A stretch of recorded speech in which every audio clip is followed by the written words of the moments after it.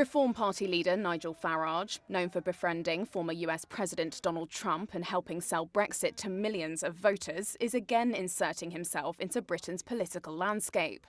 His brand of right-wing politics has recently found a home in the English seaside town of Clacton-on-Sea.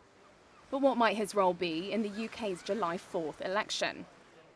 Farage has cultivated the image of a pub-loving British patriot. He spent over 20 years as an elected member of the European Parliament while arguing for its abolition. But under Britain's first-past-the-post system that requires winning the most votes in a constituency, Farage has never actually managed to win a seat of his own in the UK.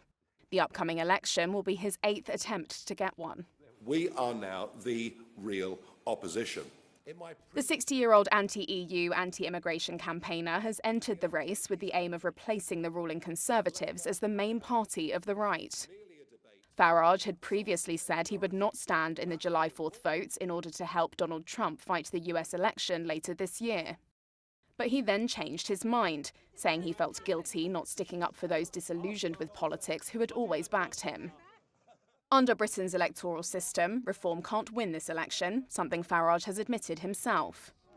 Who is going to be the voice of opposition? But he hopes Reform can emerge as the main opposition to a centre-left government of the opposition Labour Party, forecast by polls to win by a thumping majority. First, though, Farage himself must win a seat in Clacton. In one poll last week, Reform overtook the Conservatives overall. Others put them far behind the governing party. The uncertainty is sure to add to already mounting pressure on British Prime Minister Rishi Sunak. He has already tried to win over voters tempted by Reform with policies such as tax cuts for pensioners, the reintroduction of national service, and his plan to send illegal asylum seekers to Rwanda. Asked on Monday if he was worried about Farage entering the contest, Sunak said a vote for Reform would help Labour.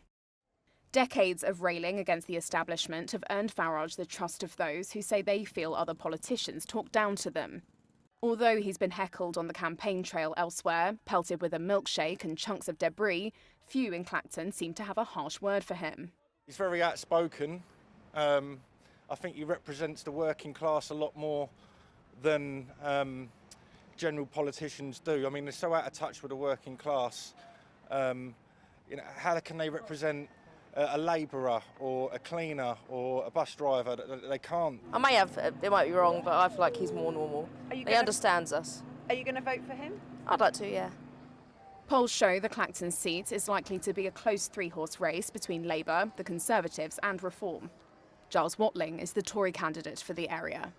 I've been out and about pacing the streets for 2 weeks now, pretty much solidly, and I'm getting a very positive response. I really genuinely am.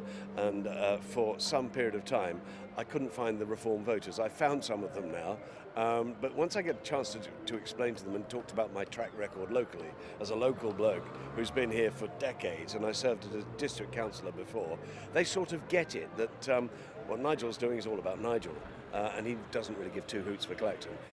Farage's previous political party was the pro-Brexit UK Independence Party, better known as UKIP. It tasted its first success in Clacton in 2014, when a Conservative lawmaker defected to them and kept the seat until 2017.